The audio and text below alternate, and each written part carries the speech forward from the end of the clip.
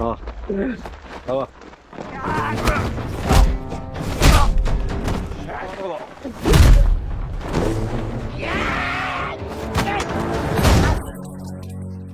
Teman bukan sembarang teman. Teman tapi ada rasa. Yang nonton nobar sambil makan, coba komen lauknya apa. Halo Sobat Nobar, selamat datang di Nobar. Kembali lagi bersama saya Mamang Tobi yang kali ini sangat excited karena akan membawakan film terbaru berjudul Badland Hunters yang dirilis pada tahun 2024. Film baru ini menceritakan tentang seorang pemburu binatang buas yang harus melawan puluhan pasukan khusus, tentara bayaran, gangster, dan lain-lain demi menyelamatkan keponakannya yang diculik. Dan menariknya, film ini memiliki tema distopia yang menggabungkan beberapa subgenre mulai dari bencana alam hingga zombie apokalip. Dan saya berjanji akan membawakan ceritanya dengan sangat seru dan menegangkan. Apalagi film ini dibintangi oleh aktor favorit kita semua, jagoan kita semua. Siapa lagi kalau bukan Madongsok alias Mamang Donli yang akan menggampar, menggaplok, dan menghabisi semua musuhnya. Loh, so tanpa berlama-lama lagi, siapkan mata, telinga, dan anu-anuan kalian semua. Mari kita nobar dan inilah Badland Hunters.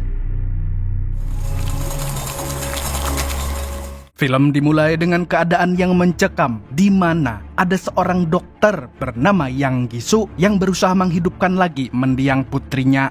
Dan selama bertahun-tahun dia sudah melakukan banyak eksperimen hingga menjadikan hewan-hewan reptil seperti kadal, ular, dan buaya darat sebagai objek percobaannya. Selain itu, dia juga terpaksa membunuh asistennya yang menghalangi penelitian ini. Padahal Gisu memang harus dihentikan karena dia telah melanggar aturan pemerintah dan juga rumah sakit. Namun bagusnya, dia tidak melanggar aturan pemilu. Tapi setelah melakukan itu semua, dia akhirnya berhasil menghidupkan putrinya meskipun belum pulih sepenuhnya dan hanya bisa buka tutup mata saja. 태어나는 거야.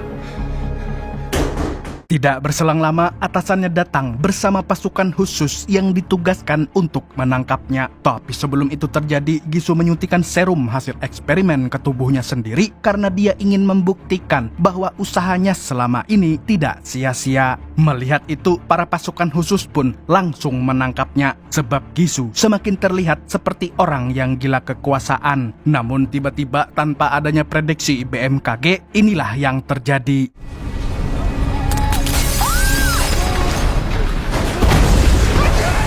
Gara-gara gempa besar itu, seluruh kota Seoul hancur berkeping-keping dengan jumlah korban jiwa yang sangat banyak. Tapi tidak lama setelahnya, orang-orang baru tahu kalau gempa itu terjadi di seluruh dunia. Atau dengan kata lain, kejadian ini adalah pemanasan sebelum kiamat datang.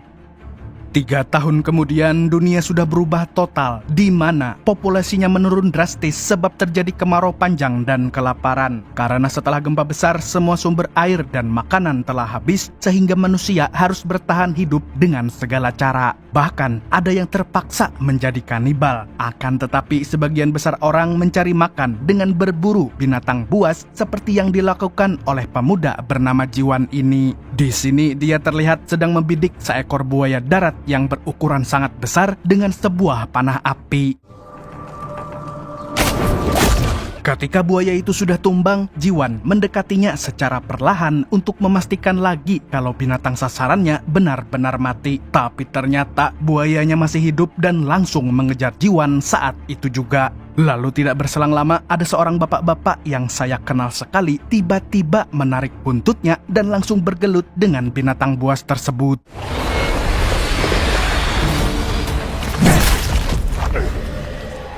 Dan bapak-bapak brutal ini adalah the one and only Madongsok alias Mamang Donli yang memerankan tokoh bernama Namsan di film ini. Kemudian kita diperkenalkan dengan seorang gadis cantik bernama Suna. Dan walaupun tidak mandi selama 3 tahun, tapi dia tetap glowing dan enak untuk dipandang. Di gubuknya yang sederhana, Suna tinggal bersama sang nenek yang selalu menjaganya. Nggak kebalik tuh. Terlebih lagi, seluruh keluarga mereka telah tewas akibat gempa besar 3 tahun yang lalu. Dan sejak saat itu, Suna harus bertahan hidup dengan neneknya hingga mereka sampai di sebuah desa yang warganya saling membantu satu sama lain. Selain itu, mereka juga membuat alat penyaring air kotor yang bisa digunakan oleh semua penghuni desa. Dan bahkan mereka juga membuat pasar untuk jual beli bahan makanan seperti yang dilakukan oleh Namsan dan Jiwan. Mereka ini kayak pedagang kaki lima lah ya. Dan di sini mereka bertahan hidup dengan menjadi tukang daging. Dan kali ini mereka berdua sedang menjual daging buaya yang baru saja mereka tangkap. Tapi karena sistem keuangan dunia telah hancur, mereka kembali menggunakan sistem barter seperti zaman dulu. 좋은데?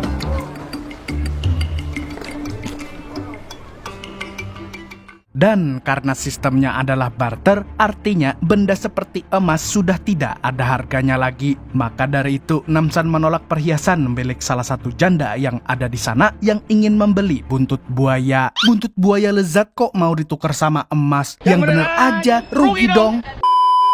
Tidak berselang lama, Suna dan neneknya datang untuk membeli daging kepada Namsan. Lalu di sini terungkap kalau Namsan adalah orang yang telah menyelamatkan Suna ketika gempa besar terjadi. Dan sejak saat itu, Suna pun menganggap Namsan sebagai pamannya sendiri. Namun tidak lama kemudian, desa itu kedatangan gerombolan gangster gembel dengan mobil akhir zaman dari tempat bernama Spalen. Akan tetapi kocaknya mereka mengaku sebagai polisi. Padahal sistem pemerintahan telah hancur 3 tahun yang lalu.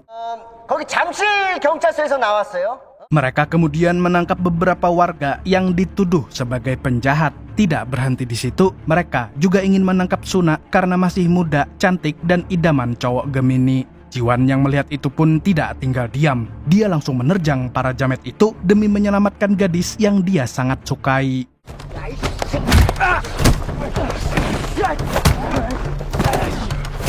Tapi sayangnya dia malah dikeroyok dan dihajar habis-habisan oleh para gangster itu. Tapi untungnya Namsan kembali turun tangan dan membogem salah satu jamet sampai mental yang membuat jamet lainnya marah dan menyerang Namsan saat itu juga.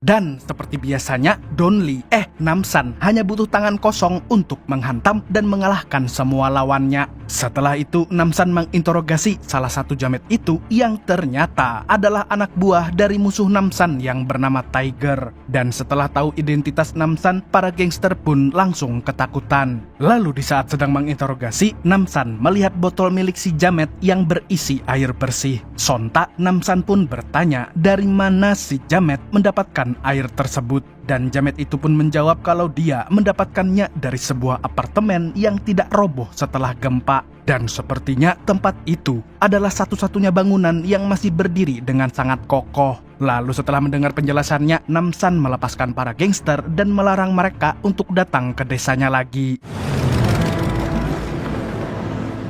Ketika mereka pergi, Jiwan mengajak Namsan untuk pergi ke apartemen yang dimaksud oleh para gangster tadi. Akan tetapi Namsan tidak terlalu yakin dengan perkataan mereka. Di saat sedang berbincang, mereka tiba-tiba melihat ada beberapa orang berpakaian rapi yang sedang mengunjungi gubuk milik Suna dan neneknya. Karena curiga, Namsan dan Jiwan pun langsung mendatangi mereka. Dan ternyata mereka adalah penghuni apartemen yang ingin mengajak Suna dan neneknya untuk tinggal di sana. Selain itu, salah satu dari mereka mengaku sebagai seorang guru yang bertugas untuk mendidik anak-anak Korea yang selamat dari gempa. Dan tentu saja semua itu dilakukan demi masa depan negara tersebut. 아이들을 지켜야 다시 인류가 살아날 수 있다고 믿습니다. Bu guru itu kemudian menjelaskan kepada Suna dan neneknya bahwa di apartemen tersebut ada banyak makanan dan juga air bersih. Jadi nantinya Suna bisa merawat neneknya dengan baik. Dan tidak hanya itu, dia juga bisa bersekolah bersama para remaja lainnya. Mendengar penjelasan bu guru, akhirnya Suna dan neneknya memutuskan untuk ikut ke apartemen. Dan tanpa membuang waktu lagi, mereka pun berpamitan kepada Namsan dan Jiwan. Suna lalu memberikan hadiah perpisahan kepada Jiwan yang berisi gambar Jiwan ketika sedang memburu binatang buas. Sontak, Jiwan pun langsung terlihat bersemangat. 그냥 연습 삼아 그린 거야. Malam harinya, Jiwan lagi-lagi mengajak Namsan untuk ikut tinggal di apartemen. Namun Namsan kembali menolak karena tempat itu hanya untuk orang-orang yang terpilih. Dan selain itu, dia juga masih dibutuhkan oleh warga desa sehingga dia memilih untuk tetap tinggal di tempatnya sekarang. Meskipun sebenarnya Namsan agak sedih karena Suna sudah pergi. Apalagi Suna memiliki wajah yang sangat mirip dengan mendiang anaknya. 수나가 많이 닮긴 닮았어요. 형님 딸하고. Di waktu yang bersamaan, Suna dan neneknya sudah sampai di tempat penjemputan di mana mereka langsung dijemput oleh para tentara yang bertugas menjaga apartemen. Di tempat ini, Suna bertemu dengan seorang gadis bernama Juye yang ternyata seumuran dengannya. Dan sama seperti dirinya, Juye dan keluarganya juga diminta untuk tinggal di apartemen karena selama ini mereka hidup di dalam ruang bawah tanah yang sangat tidak nyaman. 나는 엄마 아빠가 밖은 위험하다고 지하에서 지내. 그래서 계속 팔다리를 움직여줘야 돼. Setelah berjalan cukup jauh, nenek Suna mulai terlihat kelelahan mungkin karena dulunya pecandu samsu. Hingga akhirnya Bu Guru meminta para tentara untuk mengantar para lansia ke klinik terdekat. Sementara itu, Suna dan Juye akan langsung diantar ke apartemen oleh pasukan yang dipimpin oleh seorang tentara senior atau kita sebut saja nama aslinya, Sersan Kwon enggak pakai tol. Tapi entah kenapa Suna agak curiga dengan gerak-gerik Kwon, apalagi setelah melihat codet di belakang telinganya. 네, 아이고. 승인원 체크해. Di sisi lain, para tentara tadi ternyata tidak mengantarkan nenek Suna ke klinik. Mereka justru membawanya ke tepi jurang bersama dengan lansia lainnya. Dan tiba-tiba... Tapi di waktu yang sama, Namsan dan Jiwan melihat kejadian itu ketika mereka sedang berburu. Dan tanpa membuang waktu, Namsan pun langsung menghabisi dua tentara jamet tersebut dengan parang andalannya. Namun tidak disangka-sangka, mereka berdua bangkit lagi seperti zombie dan kembali menyerang Namsan dengan membabi buta.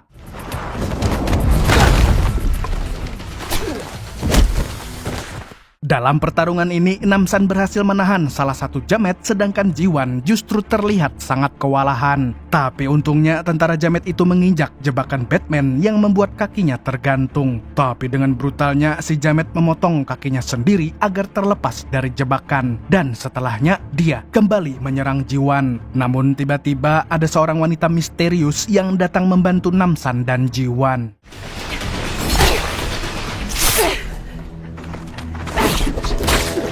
Berkat bantuan si wanita, Namsan pun berhasil menghabisi para jamet dengan cara memenggal kepala mereka. Tumben memang Donli barbar. Lalu setelah baku hantam, Namsan mengajak Jiwan untuk menguburkan jasad si nenek di tanah sengketa sembari mendoakannya agar arwahnya tenang di sisi Tuhan dan kuburannya tidak digusur pemerintah.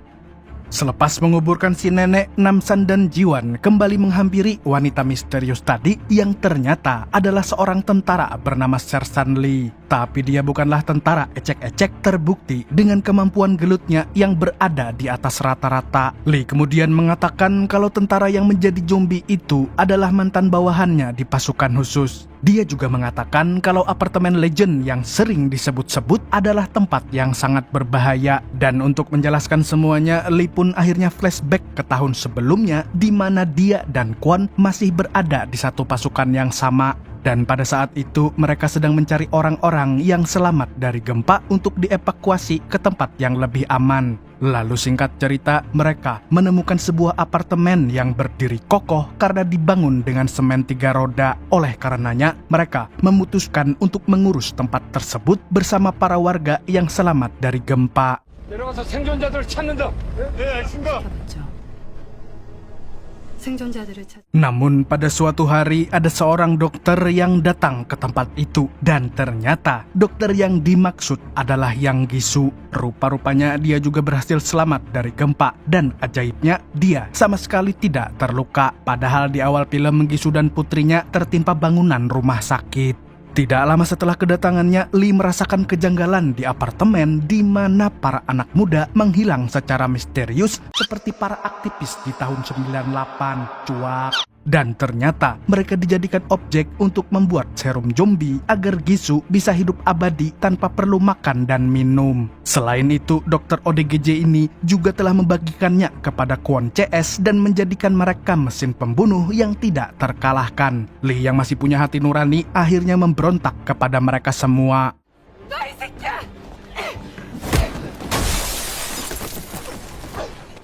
Sejak saat itu, Lee memilih untuk kabur dari sana karena tidak mungkin mengalahkan mereka semua. Tapi kali ini dia ingin kembali menyelamatkan para anak muda dengan meminta bantuan Namsan. Dan tanpa banyak berpikir, Namsan langsung mau membantu karena dia juga ingin menyelamatkan Suna. Di sisi lain, Suna, Juye, dan keluarganya baru saja sampai di wilayah apartemen. Dan mereka pun langsung disambut oleh Gisu dan warga setempat.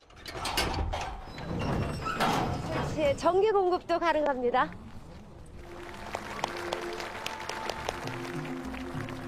양기수 박사님 나오십니다.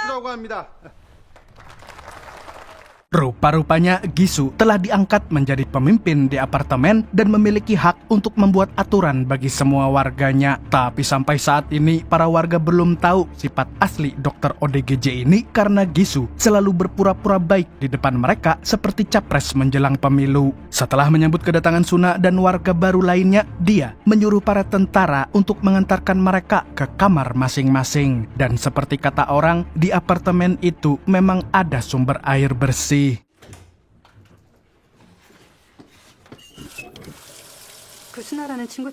Di lain pihak, Namsan, Jiwan, dan Lee sedang membuat rencana penyusupan ke dalam apartemen. Dan menurut Lee, satu-satunya cara adalah dengan masuk lewat ruang bawah tanah.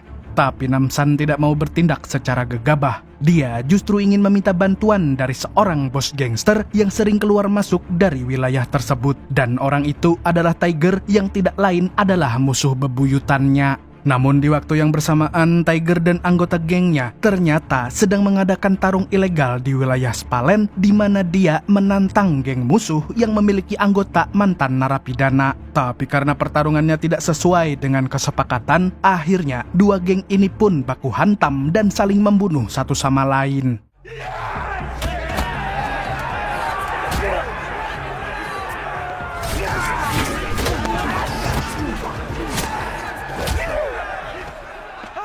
Dalam tawuran ini, Tiger benar-benar terlihat sangat beringas dan brutal seperti orang yang haus darah. Tapi tiba-tiba Namsan CS datang ke tempat itu. Lalu dengan santuinya, dia melakukan ini. Ya, kembali! Melihat sosok Namsan, Tiger pun langsung mengungkit masa lalunya di mana saat itu Namsan dan dirinya adalah atlet tinju profesional terbaik di Korea. Namun pada suatu hari Namsan membuat Tiger pensiun dari dunia tinju akibat pukulannya yang setara dengan skill badang. Mendengar itu, Namsan pun mengajak si Jamet berduel seperti dulu lagi. Namun Tiger menolak tantangan itu. Dan dia malah bekerja sama dengan musuhnya untuk mengeroyok Namsan dan kawan-kawan. Mendengar itu, tentu saja Namsan tidak takut sama sekali karena dia yakin bisa mengalahkan mereka semua. Ia jelas. Dan tanpa membuang waktu, Namsan CS langsung beraksi dengan sangat epik.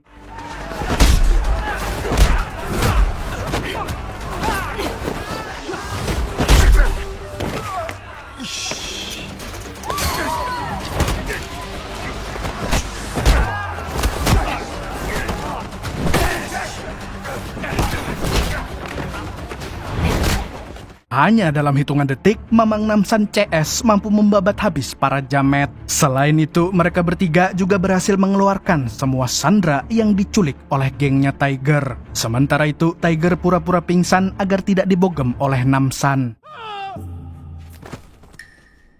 Setelah Tiger dan anak buahnya sadar, Namsan menginterogasi mereka satu persatu terkait dengan apartemen Legend. Tapi karena tidak ada jawaban yang memuaskan, Namsan pun menggaplok mereka semua hingga pingsan dan menyisakan Tiger seorang diri. 모르잖아. 저는 좀 자고 있어. 잘 모르지. Jadi mau tidak mau, Tiger pun akhirnya menjelaskan kalau selama ini dia telah menculik para anak muda untuk dikirimkan ke apartemen dengan bayaran air bersih. Mendengar itu, Lee dan Jiwan pun sangat ingin menghajar Tiger. Namun Tiger mengatakan kalau dia terpaksa melakukan semua itu agar dia bisa bertahan hidup. 아니, 우리도 살아야 될 거 아니야. Singkat cerita, Tiger pun akhirnya memberitahu cara masuk ke wilayah apartemen yang intinya adalah mereka harus berpura-pura mengantar orang-orang yang diculik. Dan setelah mendengar penjelasannya, Namsan pun langsung menghajar Tiger sampai pingsan agar tidak membacot lagi. 아니 한숨 자. Di waktu yang bersamaan, Suna mengikuti upacara yang diadakan oleh Gisu. Dan di dalam upacara ini, Gisu memberi penghargaan kepada orang tua murid yang anaknya mendapatkan nilai baik selama belajar bersama bu guru. Sebagai hadiah, Gisu memberikan makanan dan air bersih, serta kamar apartemen yang paling nyaman.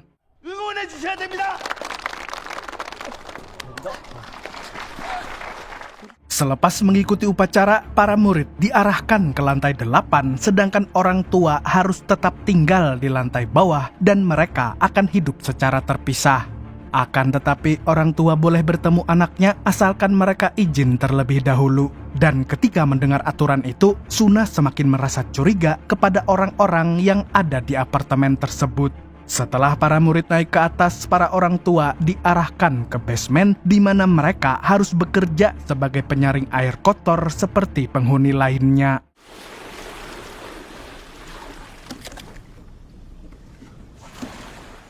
Di sisi lain, Kwon terlihat sedang memakan seekor tikus hidup-hidup seperti ular piton. Dan ternyata tikus tersebut sudah disuntik dengan serum zombie sehingga bisa membuat tubuh Kwon semakin kuat. Sementara itu, Suna dan Juye akhirnya masuk kelas bersama murid lainnya. Dan di sini Juye terlihat sangat bersemangat, sedangkan Suna malah semakin curiga setelah melihat para murid yang pandangannya kosong seperti digendam copet terminal. Selain itu, Suna juga melihat luka di belakang telinga mereka. Singkat cerita, pelajaran pun dimulai, tapi Suna memilih untuk menggambar wajah neneknya. Oleh karena itu, dia ditegur oleh bu guru yang sedang menjelaskan tentang metabolisme tubuh. Lalu di jam istirahat, Gisu masuk ke dalam kelas untuk membagikan minuman kepada para murid. Tapi ketika para murid lain meminum airnya, Suna malah protes kepada Gisu yang tidak berbagi dengan para warga yang tidak tinggal di apartemen. Tidak hanya itu, dia juga protes karena masih belum tahu kabar tentang neneknya. Mendengar hal tersebut, Gisu pun mencoba untuk menenangkannya. Dan dia juga berjanji akan segera membawa nenek Suna ke apartemen asalkan Suna mau meminum air yang baru saja dibagikan. Akan tetapi, Suna tetap tidak mau meminumnya. 건강하게.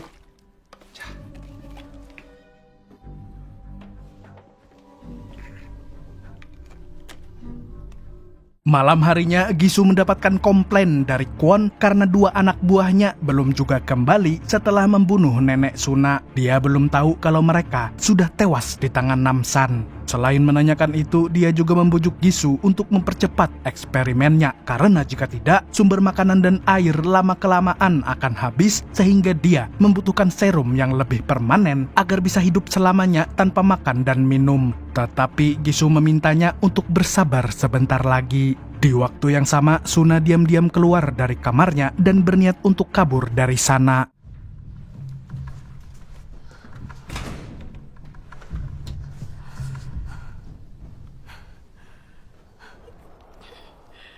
Sementara itu, orang tua Juye terlihat sedang marah-marah karena tidak diizinkan untuk bertemu anaknya. Alhasil, Gisu pun mengajak mereka untuk masuk ke laboratoriumnya sebab Juye sedang berada di tempat tersebut. Tapi sebelum mereka sampai di lab, Suna sudah berada di sana lebih dulu. Di dalam lab tersebut, Suna melihat Juye yang terbaring di meja operasi. Selain itu, dia juga melihat catatan milik Gisu tentang hasil eksperimen yang dia lakukan setelah mengorbankan ratusan anak muda. Di sini terlihat jelas kalau Gisu menggabungkan gen manusia dan gen reptil untuk menciptakan manusia abadi seperti siluman kadal. Namun setiap orang yang menggunakan serum buatan Gisu akan berubah menjadi zombie.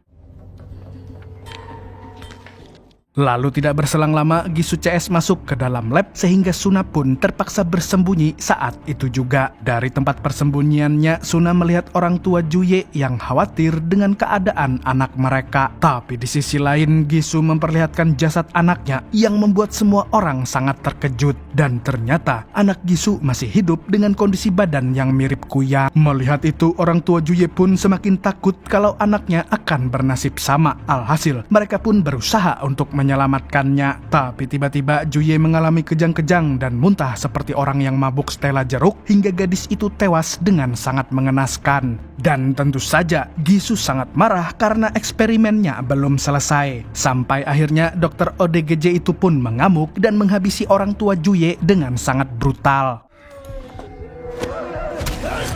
중간연구인지 모르지? 응? 배워주고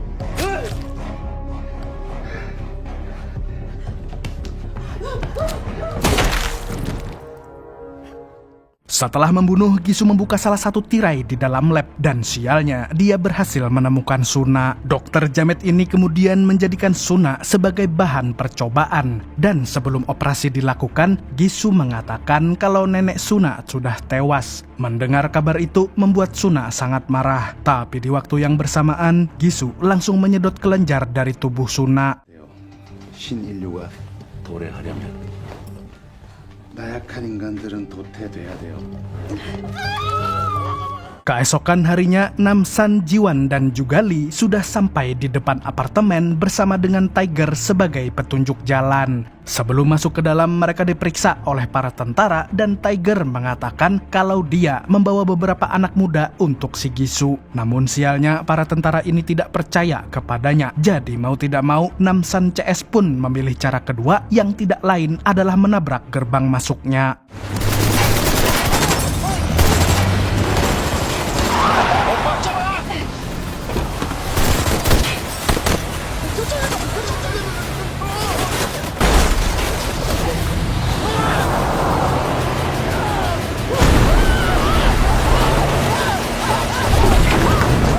Dan ketika berhasil masuk, mereka berempat langsung diserbu oleh tentara zombie. Jadi mau tidak mau, mereka harus kembali membrutal dengan senjata yang mereka ambil dari markas Tiger.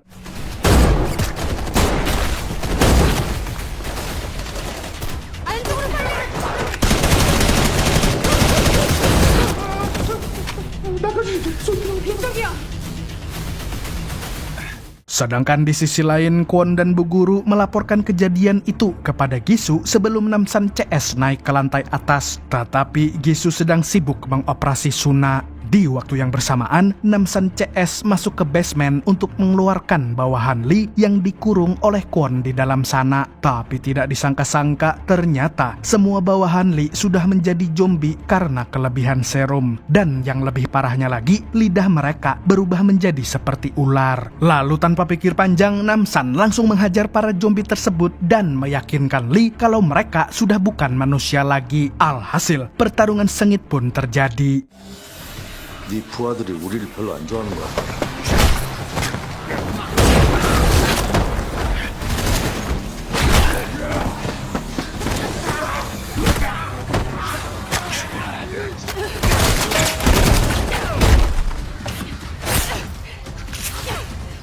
Dan tentu saja pertarungan ini bukanlah hal yang sulit bagi Namsan karena dia sudah berpengalaman gelut dengan zombie di film Train to Busan. Dan dalam waktu yang singkat, Namsan CS mampu membabat habis semua zombie tersebut. Lalu tidak lama kemudian, Gisu menyampaikan pengumuman lewat speaker agar semua pasukan Kwon bersiap untuk menghabisi Namsan CS. Tapi Namsan sama sekali tidak takut dengan si Dr. ODGJ. Dia justru mengatakan kalau dirinya akan membunuh semua orang yang terlibat dalam penculikan Suna dan pembunuhan terhadap neneknya. Kemudian setelah itu, Namsan CS berjalan ke ruangan lain dan...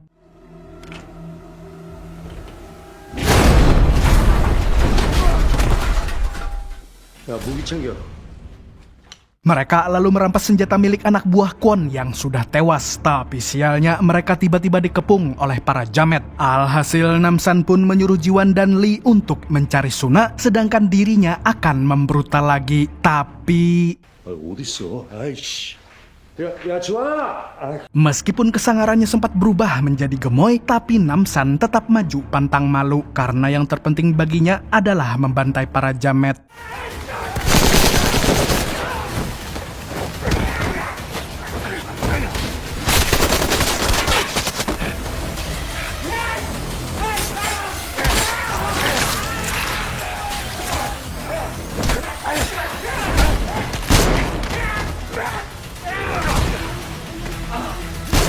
Hanya dalam hitungan detik, Namsan mampu menghabisi ribuan jamet itu dengan sangat mudah. Sedangkan di sisi lain, Jiwan dan Lee terlihat cukup kesulitan karena lawan mereka yang sangat sulit untuk dibunuh. 뭐 어쩌라고? 빨리 가.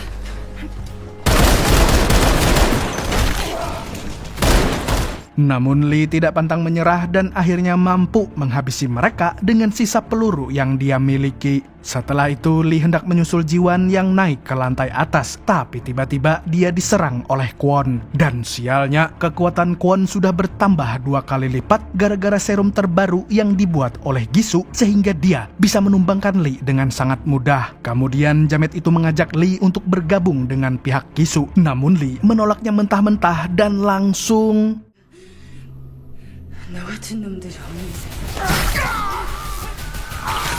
Tapi sayangnya, serangan Lee tidak bisa mengalahkan jamet tersebut. Sementara itu, Kwon merebek kulit wajahnya sendiri, lalu cosplay menjadi Orochimaru karena salah satu matanya berubah menjadi mata ular. Dan setelah berganti skin, dia menjadi tambah kuat sehingga berhasil menumbangkan Lee dengan sadis.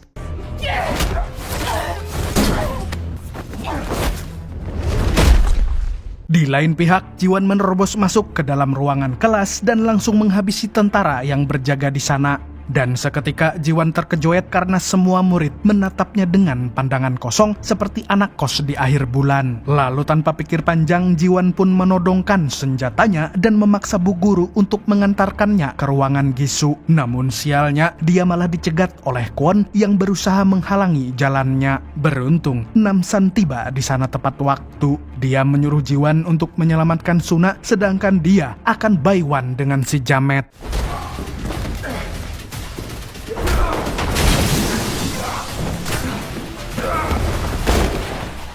Dan mereka pun berjibaku sampai berdarah-darah. Tapi si jamet berhasil menghantamkan kepala Namsan ke dinding hingga bangunan itu hampir roboh. Tapi meskipun begitu, Namsan masih bisa melawan balik dan akhirnya mampu membalikan keadaan. Lalu dengan brutalnya dia melemparkan Kwon ke arah kaca dan langsung...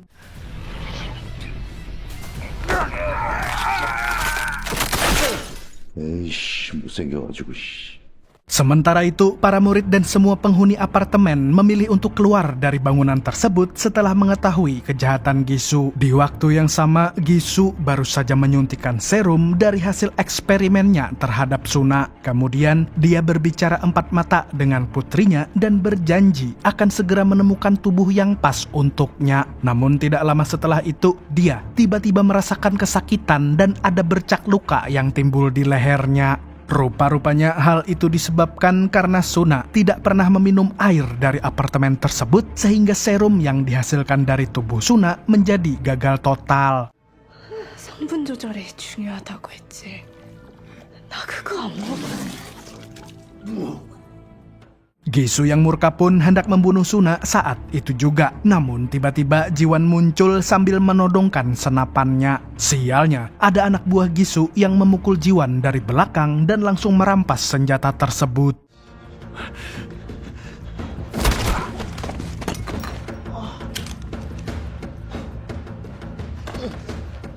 Setelah itu, Gisu menyuruh anak buahnya untuk memindahkan putri kesayangannya ke dalam sebuah koper karena dia ingin melarikan diri sebelum Namsan datang. Tidak berselang lama, Namsan pun akhirnya sampai di tempat itu dan langsung menghabisi anak buah Gisu. Sementara itu, Gisu memilih untuk kabur sendiri dan sengaja meninggalkan Bu Guru yang ternyata botak ini. Kemudian Gisu melemparkan granat ke dalam lab dan...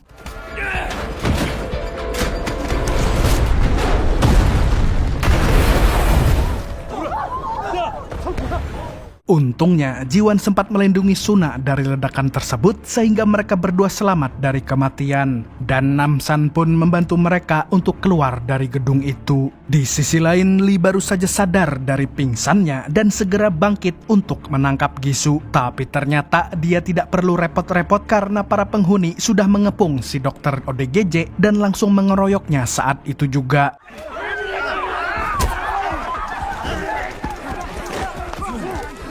Namun wajah Gisu tiba-tiba bersisik seperti ular yang membuat para warga ketakutan. Gisu pun akhirnya bangkit lagi dan langsung menembaki semua orang yang ada di sana.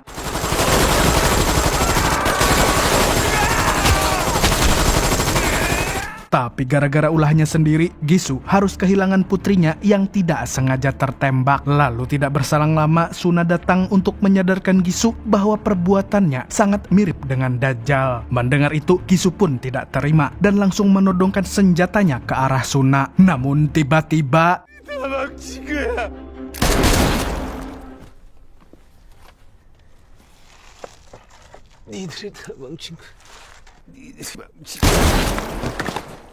dan akhirnya dokter ODGJ itu pun tewas dengan sangat mengenaskan. Lalu tidak lama setelah Gisu mati, hujan mendadak turun setelah merasakan kemarau panjang selama 3 tahun. Setelah semuanya selesai, Lee memutuskan untuk tinggal di apartemen itu dan mengurusnya bersama para penghuni yang masih hidup. Sementara itu, Namsan, Jiwan, dan Suna memilih untuk kembali ke desa mereka. Tapi sebelum pulang, Namsan mengantarkan Suna ke makam neneknya. Dan Suna pun langsung menangis histeris karena dia belum rela kehilangan sang nenek.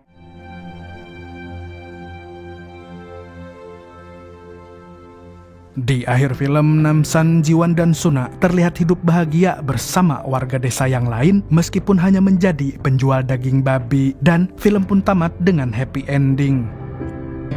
Dari film ini kita belajar untuk merelakan keluarga kita yang sudah meninggal, karena bagaimanapun caranya kita tidak akan pernah bisa menghidupkan mereka lagi karena manusia adalah ciptaan Tuhan, bukan komputer yang bisa diservis dan diinstal ulang. Lu untuk hari ini, saya Tobi mewakili komunitas pecinta reptil mengucapkan sampai jumpa di video selanjutnya dan kamsya. Nah, di film ini nih Sobat Nobar, tumben Mamang Donli bunuh-bunuhin orang. Biasanya dia tuh kalau berantem cuman bikin pingsan, nggak sampai membunuh. Jarang banget kalau film Mamang Donli itu bunuh orang. Kalau dulu iya, sebelum dia jadi tokoh utama, masih jadi figuran, itu jadi psikopat, terus jadi tentara bayaran yang bunuh-bunuhin orang. Nah, sejak itu film-filmnya melejit, dia tidak pernah lagi menampilkan adegan yang membunuh orang dengan kejam. Nah, di film ini, barbar lagi nih Mamang Donli, sampai motong-motong kepala, tapi dengan catatan yang dibunuh bukan manusia biasa. Kalau manusia biasa, kayak yang gangster-gangster musuhnya itu cuma dipingsanin. Tapi kalau tentara bayaran yang sudah pakai serum, pasti dibunuh di film ini. Gitu. Banyak bacot. Ngudut sama ngopi dulu ya. Semoga kalian sehat-sehat terus. Sobat Nobar, Assalamualaikum warahmatullahi wabarakatuh.